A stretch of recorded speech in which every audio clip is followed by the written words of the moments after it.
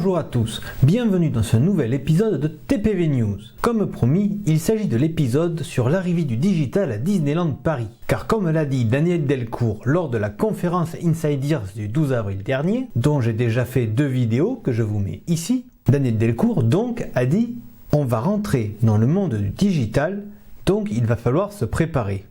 D'ailleurs, il n'a eu que ce mot-là à la bouche. Si on comprend bien de quoi il est question, beaucoup de ceux qui ont vu ou qui étaient présents à cette conférence se sont demandé si le terme employé était le bon. Au vu de ce qu'il a annoncé, il aurait mieux fallu parler de dématérialisation sous toutes ses formes. L'idée générale de cette dématérialisation, c'est, toujours selon les mots de Daniel Delcourt, de réduire au maximum les temps d'attente des visiteurs. Oui, vous avez bien entendu, on va faire moins la queue au restaurant, aux attractions et dans tout ce qui peut faire perdre du temps lors d'une journée dans un parc. Je vous propose donc de faire un tour d'horizon de ces annonces en vous mettant à la place d'un visiteur qui vient en voiture pour la journée. Nous verrons ceux qui viennent en séjour ensuite, et pour ceux qui viennent en train ou en RER, on se donne un rendez-vous au contrôle des sacs. Quand on arrive à Disneyland Paris, la première chose que l'on voit, c'est l'entrée du parking. Ils vont y installer de nouvelles bornes, plus dynamiques et plus rapides, pour fluidifier le trafic. Il y aura toujours des guichets avec des opérateurs, mais d'autres seront des bornes sans opérateurs. Un peu comme on trouve sur les autoroutes. Sauf que sur les autoroutes, il n'y a quasiment plus d'opérateurs. Et il y a des voies réservées au télépéage. Peut-on donc imaginer qu'ils vont s'inspirer vraiment de ça et attribuer une ou plusieurs lignes spécifiques pour les détenteurs de passes annuelles ou les résidents des hôtels dont les cartes d'accès fonctionnent avec une puce RFID. Je suis sûr que ces personnes apprécieraient de tels avantages. Une fois l'étape du parking passée, nous avons passé les trottoirs roulants, le contrôle des sacs a été fait, avec davantage de lignes, là encore pour éviter trop d'attente, même si ça n'a rien à voir avec du digital. Nous devons rentrer dans les parcs, et ça va se faire grâce à de nouveaux tourniquets. Ils ont déjà été testés en chambre, ça semble être le terme technique, des ajustements ont été faits, et des tests en réel vont avoir lieu au niveau des Walt Disney Studios, qui attirent proportionnellement moins de monde pour le moment. Ces tests seront faits dès le mois de juin et pour une période qui reste à définir, même si elle risque de durer quelques mois, vu qu'ils veulent faire des tests quand il fait chaud, quand il fait froid, quand il pleut, avant de débriefer ces tests et de changer l'ensemble des tourniquets de la destination. D'ailleurs, je n'ai pas trop compris comment ça allait se mettre en place vraiment. Lors de la conférence, ils en ont parlé au singulier. Ils disaient « le nouveau tourniquet ». Mais je suppose que pendant la phase de test, il n'y en aura pas qu'un. Mais alors combien ? Il faudra suivre l'installation. Voilà, on est rentré dans le parc, tout va bien, mais on hésite entre 2 attractions.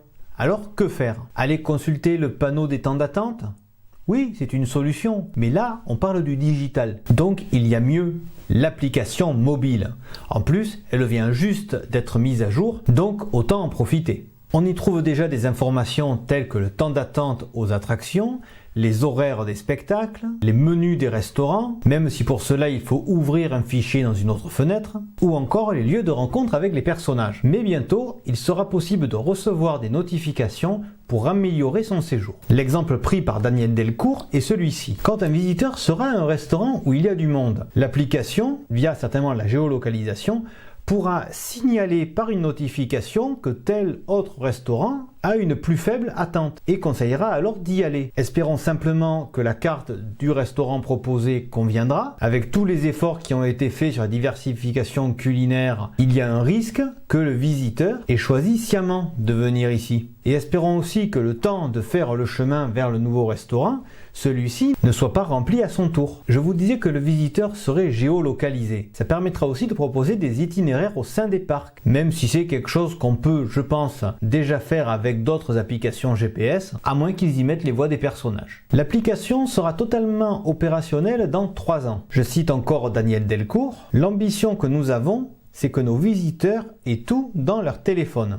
C'est-à-dire des informations sur leur séjour avant de venir, certainement des informations personnalisées par rapport à la saison à laquelle ils viennent, les shows à ne pas manquer pour l'occasion, les attractions fermées ou je ne sais quoi encore. mais aussi des informations sur leur réservation. Plus besoin de passer à la réception, les billets sont directement sur le téléphone. Une notification nous préviendra pour nous dire que notre chambre est prête. Elle sera accompagnée d'une clé d'hôtel virtuelle sous forme de code qui permettra d'ouvrir la porte de la chambre. Cela veut-il dire que tous les lecteurs RFID sont voués à disparaître après tout l'investissement qu'il y a eu pour les mettre en place? Ou alors ça sera en plus? Il a aussi été question d'inclure dans cette digitalisation les cartes d'accès pour les personnes en situation de handicap et les passes annuelles dès cette année. Non, parce que si je vous dis tout ça, et même si je sais qu'il ne faudrait pas comparer, tout ce qui a été annoncé existe plus ou moins dans les autres parcs Disney en Amérique, et notamment celui de Floride, où il existe le système My Disney Experience. Tout n'est pas sur le téléphone, mais tout, réservation d'hôtel, de restaurants, entrée au parc, formule repas, etc. Tout est relié à un compte, lui-même matérialisé par un bracelet, le Magic Band. Le téléphone est alors un élément complémentaire pour accéder au compte. On peut s'en servir pour certaines fonctions, mais en aucun cas il ne se substitue au bracelet. On peut même accéder à son compte par des bornes présentes un peu partout sur le complexe, ce qui est bien pratique en cas de bug. Chez nous, même si je ne doute pas que des solutions seront trouvées, on semble tout faire reposer sur le bon vouloir de son appareil. Le Wi-Fi ou les réseaux mobiles ont intérêt à être solides. Mais bon, je rappelle que là, on est sur une échéance à 3 ans, ce qui laisse largement le temps aux équipes de Disneyland Paris de trouver un bon système et de le modifier. Et ça laisse aussi à la majorité des visiteurs le temps de s'équiper avec un téléphone compatible et capable de supporter une utilisation intensive et constante tout au long d'une journée dans le parc. Quoi qu'il en soit, c'est la fin de cet épisode. Comme d'habitude, s'il vous a plu, n'hésitez pas à me le dire en mettant un pouce bleu, en laissant un commentaire et en partageant la vidéo. N'hésitez pas non plus à aller faire un tour sur les différents comptes sociaux de Theme Parks Voyage pour ne rien rater de l'actualité des parcs de loisirs européens. Merci pour votre écoute et à très bientôt.